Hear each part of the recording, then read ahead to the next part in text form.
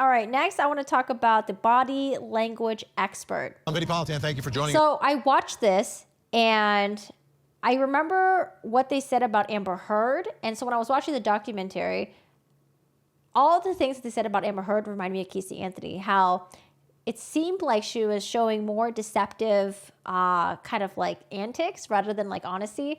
There was a lot of anger, a lot of disdain, a lot of like, it looked like she was just kind of like irritated. It didn't seem like she was being very genuine, sad, and she was actually like remembering back on the memories. I don't know, a lot of the stuff that she did just seemed really performative to me, in my opinion. But again, I'm going to watch the documentary again. Oh, he broke his neck and had a halo on him. Yeah, I mean, like, I don't know. I think he could have just, like, been kind of, like, knocked around in the head, too. Because he was like, oh, I need to ask for her forgiveness. But we don't know forgiveness for what. Tonight here on Closing Arguments, and I'll apologize off the top if I look a little tired, if I look a little sick. It's because after the show last night, I went home, and I went on my cell phone, and I joined the Peacock streaming service. I paid the money, and then I binge-watched Casey Anthony for 3 hours. For 3 hours. And let me go through my ridiculously bizarre take on what I experienced during, I guess it's more than 3 hours, 3 episodes, during this all-night journey last night. First of all, the way I would describe this docuseries is ridiculously bizarre, because it starts as almost a love story between a woman accused of murdering her child and her defense team. Although part of this love story, it's not a romantic love story. I mean, a love story like, this is my family now, and they have done all of this for me, and we are joined forever, with the music playing in the background. And it's bizarre, because beneath all of that, and the entire premise of this show, is that she tells us in the docuseries what really happened for the first time. Something that she didn't even tell to her own defense team. She didn't tell her defense team, the people that were still hanging around her to this day, that were close to her. None of them even dared to ask her what really happened. It's like, why the fuck would you not ask? It's because they don't want to know the truth. That's what it seems like. I mean, she's facing the death penalty. If she loses the trial, I think, isn't he in Florida? I think he's in Florida. she goes to death row. Where is recording at? That's where prosecutors want to put her. Her new story, she's like 100% innocent, and she knows exactly who is responsible, yet, for some unbeknownst reason, she doesn't tell anybody. Like her lawyers, her investigators, her mitigation specialist. Like, why would you not, if you're 100% innocent, tell the people defending you in your death penalty trial what really happened? Why would you wait till 11 years after the trial and tell it to some producer for Peacock? But that's what happened. With that said, what she said in this docuseries is that her attorney, Jose Baez, got it wrong. I'll never forget his opening statement. I mean, it changed that trial, turned it on its head. It was... Yeah, Jose Baez pitched that the daughter had potentially drowned. Powerful, it was effective, but it was very specific about what happened the day that Kaylee died. She drowned in the pool. George retrieved her, screaming at Casey Anthony, "Look at what you did! Your mother will never forgive you." That's not what she says in the docuseries. That's not what she said. Her story contradicts that. It's unbelievable. She says that there's no way Kaylee could have drowned in the pool because there was no ladder there. If there's no ladder there, even Casey wouldn't be able to get into the pool. Like, that's what Jose Baez told the jury. And why did he tell the jury? Did he just make it up out of thin air? Or did someone tell him, like maybe his client? What is going on? Like I said, bizarre. Absolutely bizarre. So, what happens in this docuseries after she does all this and tells her story? It turns into the prosecution They did find her in the woods. of George Anthony. By the time you get to the third episode, it's just allegation. He's a pedophile. He molested Kaylee. He killed Kaylee. He's the murderer. That's the big conclusion here. But she never told anybody before the docuseries. As a matter of fact, we get to see the moment where it's all revealed with her investigator. Yep, there's like a moment where she's like, okay, we can finally sit down. We've never talked about this before, right? And the investigator's like, yeah, like, you know, I didn't want to like ask you. I didn't want to like open up any like wounds or anything. It's like, what the fuck? You let this woman live in your house, be around your family, your kids, your grandchild, and you don't even know if she actually did it or not. Like, oh my God. Who, you know, has taken her under his wing and has helped her in her It's bizarre, not guilty yeah. life. But like for the first, you don't tell him while you're facing the death penalty what happened here? And by the way, I'm a former prosecutor, as you know. If you presented the so-called evidence that George Anthony was a killer to a grand jury, you wouldn't even get an indictment. It'd be laughable. The only evidence you would have would be the words of Casey Anthony. Imagine hanging your hat on that. That's all it is. That's all it is. It's unreal. So as I'm watching this, I'm wondering, how many more lies did I just experience in this all-night binge? How many more lies? Now, you know, I'm not trained in this, right? I have to base it on other things, but I kind of have a way where I can decipher when Casey Anthony is lying. And I've deduced that it's usually when her lips are moving. You see her lips moving, she's very likely lying about something. It was unreal. I'm not trained in all this, but tonight I've got the experts who can. And when I was listening to that, I was like, oh, what's her tell? What is it? Tell us, tell us. Oh, it's when her lips are moving. That's a good one. I want to remember that. Talk all about body language, what you actually see and hear when someone is. I thought he was going to say like when her lips curl or when her eyes tweak or something. What they're really saying. Let me introduce them. In Orlando, Florida, of course, in Orlando, Florida, jury consultant, human behavior expert, yeah, Susan I remember Constantine, who was these with two. me. They both, I don't know if I remember him, but I remember these two definitely. He has like a machine that like he inputs like the audio and the video in or something like that. And then like she's also an expert as well. I remember these two. If I remember correctly, they did not believe Amber Heard as well. They said that she was very deceptive. Years ago down there when all of this was happening. Great to see you. In Loveland, Colorado, statement analysis expert, Lieutenant Robert Schaefer. Great to see you. And in Bradenton, Florida, voice stress analysis expert, Jerry Oh yeah, Friday. voice stress Great analysis. to have everyone here. So what we're going to do together is take a look at a little piece of what I experienced last night, and then have everyone give us a little bit of analysis of what you're seeing, what you're hearing. I'm going to speed it. And I know you all watched the entire thing like I did, so you can take your comments beyond that. But let's start with this. In this three-part series, Casey Anthony says she went to sleep with her daughter next to her, then being awoken by her father, asking her where Kaylee was. Casey says she searched the house and the yard before seeing her father holding Kaylee in his arms.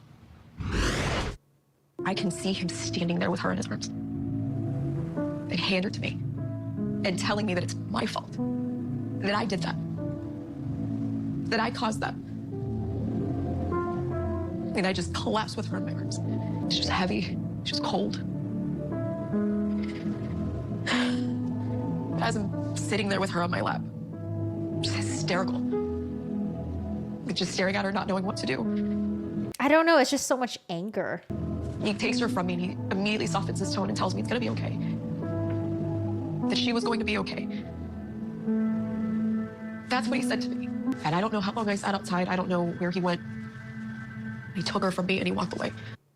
Like, it's really weird. So you have your dead baby's body in your arms. You don't try to resuscitate her. You don't try to check for a pulse. You wouldn't recall any of that. I mean, we know you didn't call 911, but like, I feel like the first thing you would do would be like, oh my God, is she okay? You would check her pulse. You would try to resuscitate her. What the fuck? None of this makes sense. And she continues to talk about, for folks who haven't seen it yet, that she believed Kaylee was alive. And during those 31 days that we've always talked about, her and her dad were... That also doesn't make sense as well. Why would you still think your daughter was alive? You sat with your daughter's body while you're being hysterical. Why would you assume that she was still alive? That's her that's her excuse for things. She was like, oh yeah, I thought she was alive actually. I thought my dad kept telling me that everything was going to be okay. I thought she was alive. That's why I went out partying for those 31 days while my daughter was missing. Meeting up, and he was telling her what to do, what to say, how to act, all of that. Unreal. All right, let's get some analysis and reaction. Susan Constantine, go ahead. Yeah, so the first thing I noticed is, and this has been very consistent throughout all three of those documentaries, is that there's this enormous amount of anger, scorn, contempt, disgust was the big one. You know, when you see the nose scrunching up like this, that triad of emotion is often linked with deception. So when Anger, scorn, and disgust. we see this, when she's talking about her daughter, she's got this disgust. I want to share something with you. When you and I were in The screenshot. I think they did one with Amber Heard too. that courtroom that day, right? We listened to the entire trial. But when she was talking about when the human decomposition, when they opened up the trunk and that there was this odor of human decomposition, right then, Casey Anthony showed disgust. So she's doing the same thing here again. So when she reenacted that moment when she could actually remember what that odor smelled like, she saw the disgust. This disgust is more about her anger, her hostility that is vented towards her father. That's where that is coming from. And she's doing that because that's what fuels her annoyance. So I think she was angry, annoyed that her mom and dad decided to turn on her and do the interviews. And I think this is her way of getting back at them. So it's a form of status, and she's trying to position herself. So the more she tries to position her status and try to appear truthful, she then ups her game, and that anger, disgust, and contempt, and that triad is always considered deceptive. There was a ton of anger that I was feeling. Lieutenant Robert Schaefer, your thoughts? Well, as I look at that, oh, by the way, it's good to see you. As I look at that clip, one thing really stands out to me. What I do is look at language. Yeah, it was the same thing with Amber too. When Amber was, talking about those incidents that happened to her, a lot of it was just like anger, like scorn. The story somebody has to tell and the way they put Definitely that story see the together disgust, tell too. me whether a truthful thought process or deceptive. And that portion of her story is told with a focus on emotion. She doesn't give a factual account. There's facts involved, but her goal there is to convey emotion, which is kind of related to what Susan was saying. Yeah, and sometimes when some people like this, when they're being deceptive, when they don't know how to be genuine, they just resort to the anger. And that's how they react to it.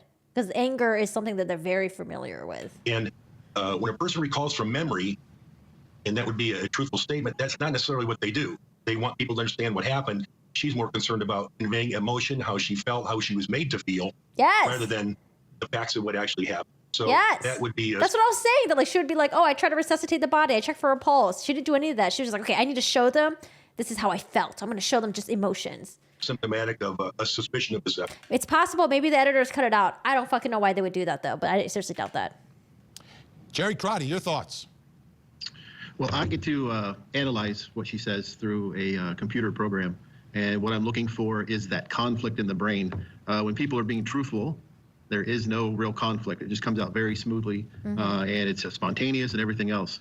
And so when I analyze a lot of her statements, as you will see, that you will see this conflict on her through most of her testimony that she gave during her documentary. And it's just fascinating to watch, just like you said. What do you mean by conflict?